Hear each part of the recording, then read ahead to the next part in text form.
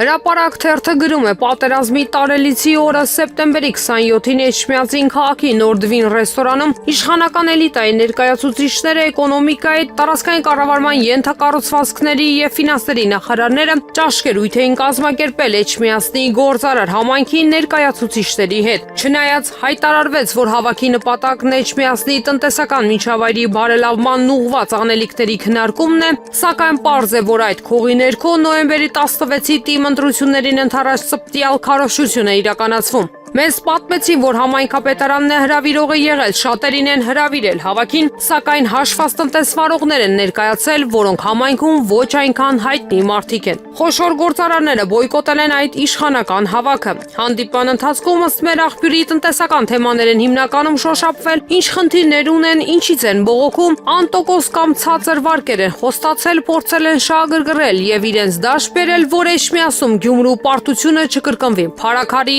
արյունալի դեպքերն են սրել իրավիճակը։ Իշխանական տեխնազու Արգիշտի Մեխակյանը ըստ լուրերի իր թիմում ասել է, թե այս սպանությունը կարող է իրենց չներվել եւ ընտրություններում ժողովուրդը մերժի իրենց։ Իշխանությունը որոշել է ողջ ռեսուրսը մոբիլիզացնել Էջմիածնում, որը կարևոր դեր է խաղալու 2026-ի ընտրությունների մոդելավորման առումով։ Իրավունք թերթը գրում է վաղարշապատում ԿՓ տեխնազուին ամեն գնով անցկացնել վիզե առել տարածքային կառավարման ենթակառուցվածքների նախարար Դավիթ Խուդաթյանը։ Վերջինս շեֆին վստահեցրել է ձայների 50+-ը իրենցն է։ Նիկոլի հարցին, թե ինչպես է նա կարողանալու այդքան ձայներ հավաքել, նախարարը ասել է, որ մարզպետ եղած ժամանակ Էջմիածնցի գործարարների մեծ առավելություններով է օժտել, հիմա էլ իրենք են պատրաստակամություն հայտնել փոխհատուցել լավությունը։ Ժողովուրդ օրաթերթը գրում է, օրաթերթի բացառիկ տեղեկություններով, երբ գործարար բարերար Սամվել Կարապետյանին Արմավիրի քրեակատարողական հիմնարկից անակնկալ տեղափոխեցին ԱԱԾ մեկուսարան, դրան նախորդել են լուրջ իրադարձություններ։ Ժողովուրդ օրաթերթի աղբյուրները փոխանցում են, որ Արմավիրի բանտում տեղի ունեցած միջադեպն է պատճառ հանդիսացել այս անսպասելի տեղափոխության համար։ Մասնավորապես դատապարտյալ Արման Առաքելյանը,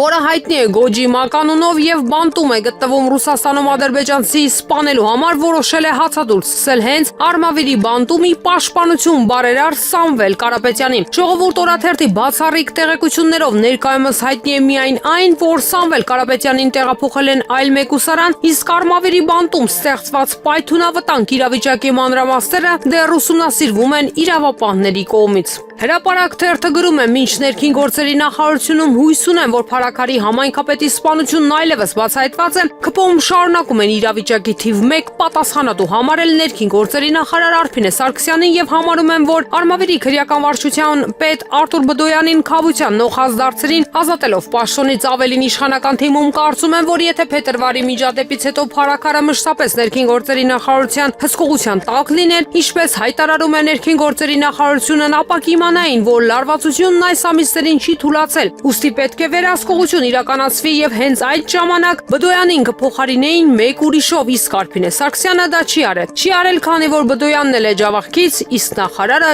ջավախահայերի հարց է։ Իրավունք թերթը գրում է, վաղարշապատի ընտրություններին ընթരാճ ԿՊ-ն ձեռքով ոտք է ընկել, էլ ներկա, էլ նախկին բոլորին դիմում են օգնության աղերսելով։ Ասում են դիմել են նաև վաղարշապատի նախկին ղեկավար Դիանա Գասպարյանին, ով քաղաքավարի նրանց իրենց տեղն է ցույց տվել, ասելով. «Ես փաշ չեմ խառնվելու ոչ մի ձևով», բայց նաև ասում են, թե իրականում խառնվելու է։ Ժողովուրդ օրաթերթը գրում է, Նիկոլ Փաշինյանի իշխանությունն ակնհայտորեն փորձում է այնպես անել, որ Փարաքարին տրված համայնքի ղեկավար Վոլոդյա Գրիգորյանի եւ նրա ընկեր ոստիկանության օպերլիազոր Կարեն Աբրամյանի սպանությունները համարվեն վենդետա, իսկ սպարփակելով մյուս հնարավոր վարկածների թեման, մաքրելով ԿՊԱ-ական Ախտոյան եղբայրներին 3-1-ով կազմակերպված հարցազրույցի ժամանակ քաղաքականապես ուղղորդված հարցազրույցավարը խիստ պասիվ էր, մի քանի հարց հնչեցրեց, որին պատասխանելիս քննչական կոմիտեի ղեկավար Արտուր Պողոսյանն ընդգծեց, թե սեպտեմբերի 23-ին կատարված դաժան սպանությունը վենդետա է, հետո փորձեց իրեն ուղղել, թե քննությունը կշարունակվի այնքան ժամանակ, մինչև բոլոր հարցերի պատասխանները հանրությունը ստանա։ Այս առիթով անհրաժեշտ ենք համարում հրապարակավ հնչեցնել հարցեր քննչական կոմիտեի ղեկավարին։ Հարց 1. Պարոն Պողոսյան, ում միջև կար լարված հարաբերություն, հնչեցրեք հստակ կանոններ, ինչ նկատի ունեք կողմեր ասելով։ Հարց 2. Ինչու ոչ մի խոսք չասացի ԿՊԱ-ական համայնքապետ Մհեր Ախտոյանի մասին, ինչու էր նրա տան լուսամուտի տակ տեղի ունեցել փետրվարի 5-ից այս կրտուկը, եթե չկար իշխանական կուսակցության ներկայացուցչի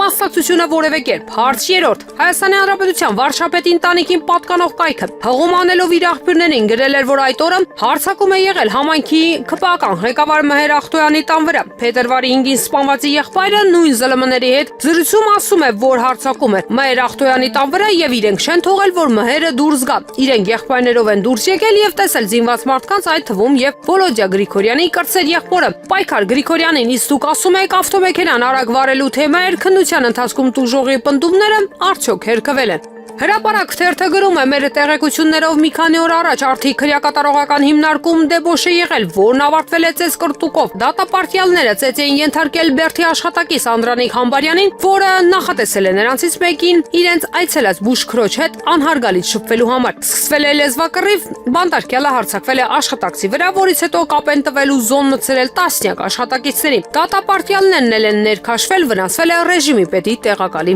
ձեռքը։ Փաստորաթերթը գրում է, Ադրբեջանի նախագահը մի քանի անգամ, այդ թվում այս ամբիոնից օգտագործել է այսպես կոչված Զանգեզուրի միջանցք արտահայտությունը, նման արտահայտություն փաստաթղթերում չկա եւ երբեք չի եղել։ Այս մասին ՄԱԿ-ի ամբիոնից հայտարարել է Նիկոլ Փաշինյանը, Հանրապետության հրապարակ տելեգրամյան ալիքը կարծում է, որ Փաշինյանն էլեկտորատի վրա է աշխատում Ալիևին հակադարձելով, սակայն իրականում Փաշինյանն ու ՔՊ-ն թուրք-ադրբեջանական շահերի լոբբիստներ են։ Արցախը հանձնվել է Երևանից հանուն սեփական իշխանության պահպանման, Փաշինյանը պատրաստ է զիջել հայկական տարածքները, փակել Արցախյան հարցը, հայոց ցեղասպանության թեման, Սյունիքով միջանցք տալ Անկարային ու Բաքվին, իսկ ՄԱԿ-ի ամբիոնից հայրենասիրական ելույթներ ունենալ սեփական էլեկտորատին չկորցնելու համար։ Փաշինյանը հայտարարում է, որ Զանգեզուրի միջանցք չկա, սակայն դե ֆակտո Թրամփի ուղին ոչ այլ ինչ է, քան պանթուրքական միջանցք, որն ուղղված է հայկական, իրանական, ռուսական պետականությունների դեմ, գրում են հեղինակներն ու հավելում, որ Սյունիքի բանալիները հանձնելով ԱՄՆ-ին, իսկ իրականում Էրդողանին ու Ալիևին, Փաշինյանը ցանկանում է ստանալ արևմուտքի աջակցությունը 2026 թվականին վերարտադրվելու համար, հասկանալով, որ չունի շանս ստանալ Հայաստանի Հանրապետության քաղաքացիների քվեները։